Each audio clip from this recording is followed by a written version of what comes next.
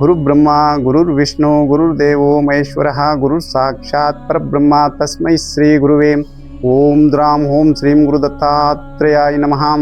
ಕನ್ನಡ ವೀಕ್ಷಕ ಬಂಧುಗಳಿಗೆ ರವಿತೇಜ್ ಗುರೂಜಿಯ ನಮಸ್ಕಾರಗಳು.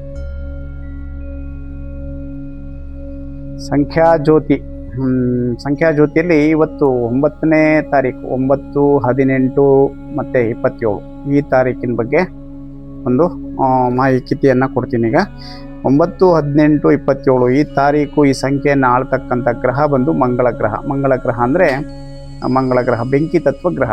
ಈ ಗ್ರಹದ ಕಾರಕತ್ವ, ಈ ಗ್ರಹದ ಒಂದು ರೂಲಿಂಗ್ ಪ್ಲಾನೆಟ್ ಬಂದು ಮಂಗಳ ಆಗ್ತಾನೆ. ಮಂಗಳ ಗ್ರಹದ ಒಂದು ಕೆಲಸ ಏನೇನು ಮಾಡುತ್ತೆ ಅಂದರೆ ಬೆಂಕಿ ತತ್ವ ಗ್ರಹ ತುಂಬ ಸ್ಟ್ರಾಂಗ್ ಇರುತ್ತೆ, ತುಂಬ ಸ್ಟ್ರಾಂಗ್ನೆಸ್ ಗ್ರಹ, ಪವರ್ಫುಲ್ ಗ್ರಹ. ಆದರೆ ಮಂಗಳ ಗ್ರಹಕ್ಕೆ ಯಾವುದು ಆಪೋಸಿಟ್ ಯಾವುದು, ಅದು ಯಾವ ರಾಶಿಯವರು ಮಂಗಳ ಗ್ರಹದ ಜೊತೆ ಹೊಂದ್ಕೋತಾರೆ, ಯಾವ ನಕ್ಷತ್ರದವರು ಹೊಂದ್ಕೋತಾರೆ, ಯಾರು ಹೊಂದ್ಕೊಳಲ್ಲ, ಅವ್ರು ಏನು ಮಾಡಬೇಕು ಅಂದರೆ ಮಂಗಳ ಗ್ರಹದಲ್ಲಿ ಹುಟ್ಟಿರ್ತಕ್ಕಂಥವ್ರದ್ದು ಒಂದು ವಿಶೇಷತೆ ಏನಪ್ಪ ಅಂದರೆ ವಿಪರೀತ ಧೈರ್ಯವಂತರು. 9, 18, 27 ಈ ತಾರೀಕಿನಲ್ಲಿ ಹುಟ್ಟಿರ್ತಕ್ಕಂಥವ್ರು ತುಂಬ ಧೈರ್ಯವಂತರಾದರೆ ಒಂದು ರೀತಿ ವಿಪರೀತ ಧೈರ್ಯ ಇದ್ದಾಗ ಅದು ಕೂಡ ತೊಂದರೆನೇ ಅವರಿಗೆ. ಅತಿಯಾದಾಗ ಅಮೃತನೂ ವಿಷ ಅಂತಾರಲ್ಲ, ಹಂಗೆ ಕೆಲವು ಸಂದರ್ಭ ಸ್ವಯಂಕೃತ ಅಪರಾಧಗಳನ್ನು, ಸ್ವಯಂಕೃತ ಕಷ್ಟಗಳನ್ನು ಮೈ ಮೇಲೆ ಎಳ್ಕೊತಾರೆ. ಅವರೇ ಬೇಡದೇ ಇರೋದನ್ನು ಮಾಡಿಕೊಂಡು ಮೈ ಮೇಲೆ ಎಳ್ಕೊಂಡ್ಬಿಡ್ತಾರೆ. ಅವ್ರು ಚೆನ್ನಾಗಿರಬೇಕು ಅಂತಂದರೆ ಅವರಿಗೆ ಮಿತ್ರ ಗ್ರಹಗಳನ್ನು ಹೊಂದಾಣಿಕೆ ಮಾಡ್ಕೊಂಡು ಹೋಗ್ಬೇಕು ಅವರು. ಅಂದರೆ ಮಂಗಳ ಗ್ರಹಕ್ಕೆ ಅತಿ ಹೆಚ್ಚು ಸಪೋರ್ಟ್ ಮಾಡ್ತಕ್ಕಂಥ ಗ್ರಹ ಅಂದರೆ ಗುರುಗ್ರಹ.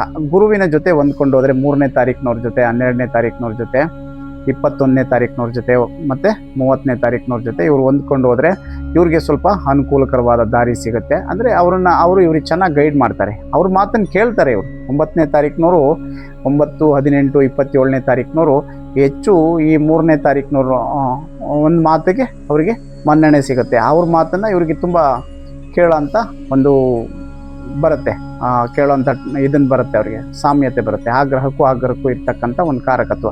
ಇವ್ರದ್ದು ಮೇಯ್ನ್ ಕಾನ್ಸೆಪ್ಟ್ ಏನಪ್ಪ ಅಂತಂದರೆ ಇವ್ರು ಎಲ್ಲೆಲ್ಲಿ ತೊಂದರೆಗಳನ್ನು, ಅತಿಯಾದ ಆತ್ಮವಿಶ್ವಾಸ, ಅತಿಯಾದ ಧೈರ್ಯ.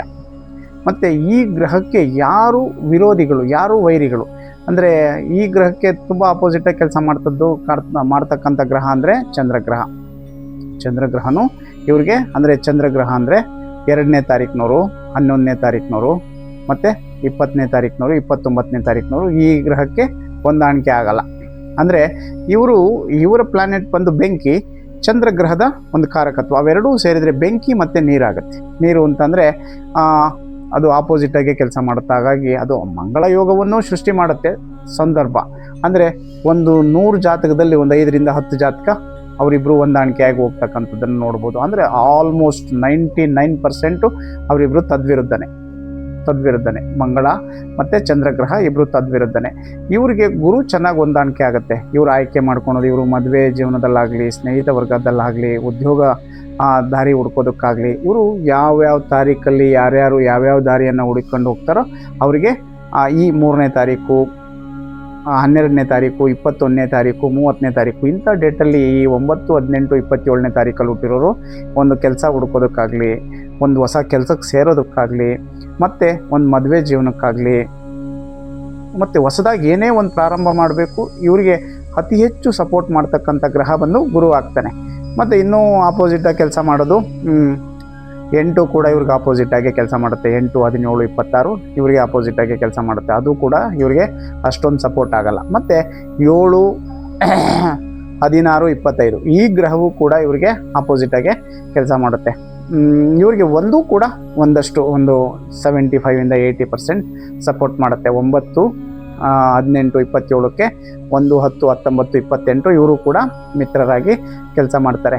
ಈ ಒಂದು ಇದನ್ನು ಅವರು ಚೆನ್ನಾಗಿ ಉಳಿಸ್ಕೊಂಡು ಇವೆ ಕಾಂಬಿನೇಷನ್ನ ಚೆನ್ನಾಗಿ ಬಳಸ್ಕೊಂಡು ಹೋಗೋದ್ರಿಂದ ಇವರು ಇನ್ನಷ್ಟು ಮುಂದಕ್ಕೆ ಹೋಗೋದಕ್ಕೆ ಒಂದಷ್ಟು ತಾಳ್ಮೆ ಬೇಕು. ತಾಳ್ಮೆಯನ್ನು ಕಲ್ತ್ಕೋಬೇಕು. ಇವರು ತಾಳ್ಮೆ ಕಲ್ತ್ಕೊಂಡ್ರೆ ಖಂಡಿತವಾಗಿ ಸುಧಾರಿಸ್ಕೊಂತಾರೆ. ಇವರಿಗೆ ತಾಳ್ಮೆ ಸಿಗಬೇಕು ಅಂದರೆ ಗುರುಗ್ರಹದ ಜೊತೆಗೆ ಹೊಂದಾಣಿಕೆ ಮಾಡ್ಕೋಬೇಕು. ಗುರುಗ್ರಹದ ಕಾರಕತ್ವ, ಗುರುಗ್ರಹದ ಪ್ರಭಾವ ಇವ್ರ ಮೇಲೆ ಬಿತ್ತು ಅಂತಂದರೆ ಇವರಲ್ಲಿರ್ತಕ್ಕಂಥ ಈ ಬೆಂಕಿ ತತ್ವದ ಒಂದು ಗುಣಗಳನ್ನು ಅಳಿಸಿ ಗುರುವಿನ ಒಂದು ಸಾಮ್ಯತೆ ಬಂದು ಇವ್ರ ಜೊತೆ ಸೇರ್ಕೊಂಡಾಗ ಇವರಿಬ್ಬರು ಒಂದು ಒಳ್ಳೆ ಕಾಂಬಿನೇಷನ್ ಆಗಿ ಹೊಂದ್ಕೋತಾರೆ. ಇವ್ರ ಜೀವನದಲ್ಲಿ ಗುರುವಿನ ಅನುಗ್ರಹ ಸಿಕ್ಕಾಗ ಕಷ್ಟಗಳನ್ನು ದೂರ ತಳ್ಳಿ ಒಂದು ಒಳ್ಳೆಯ ಜೀವನ ಮಾಡೋದಕ್ಕಾಗಲಿ, ಒಂದು ಒಳ್ಳೆಯ ಬದುಕನ್ನು ಬದುಕೋದಕ್ಕಾಗಲಿ ಇದು ಸಹಕಾರಿಯಾಗುತ್ತೆ. ಇದಕ್ಕಿಂತ ಮುಂದಕ್ಕೆ ಇನ್ನೂ ತುಂಬ ಅತ್ಯಂತ ಸೂಕ್ಷ್ಮವಾದ ವಿಚಾರಗಳು ಈ ಗ್ರಹದ ಬಗ್ಗೆ ಇದ್ದಾವೆ. ಏನು 9, 18, 27 ಇದೇನೇನು ಮಾಡುತ್ತೆ, ಎಲ್ಲೆಲ್ಲಿ ಎಡವಟ್ಟು ಮಾಡ್ಕೊಳುತ್ತೆ, ಎಲ್ಲಿ ತೊಂದರೆಗಳಿಗೆ ಈಡಾಗುತ್ತೆ, ಇವರು ಯಾವ ವಿಚಾರದಲ್ಲಿ ತೊಂದರೆಗಳನ್ನು ಮೈ ಮೇಲೆ ಎಳ್ಕೊಂತಾರೆ, ಈ ತೊಂದರೆಗಳಿಂದ ಈಚೆ ಬರೋದಕ್ಕೆ ಏನು ಮಾಡಬೇಕು, ಈಚೆ ಬರಬೇಕು ಅಂತಂದರೆ ಇದನ್ನು ಹೆಂಗೆ ಅವರು ಹುಡುಕಬೇಕು ಅನ್ನೋದನ್ನು ನಾನು ಮುಂದಿನ ವಿಡಿಯೋದಲ್ಲಿ ತಿಳಿಸ್ಕೊಡ್ತೀನಿ. ನೋಡಿ, ಇದು ನೆಕ್ಸ್ಟ್ ವಿಡಿಯೋ ನೋಡ್ತಾ ಹೋಗಿ, ಆವಾಗ ನಿಮ್ಗೆ ಇದರ ಪರಿಪೂರ್ಣ ಮಾಹಿತಿ ತಿಳಿಸ್ಕೊಡ್ತೀನಿ. ಓಂ ಗುರುಭ್ಯೋ ನಮಃ.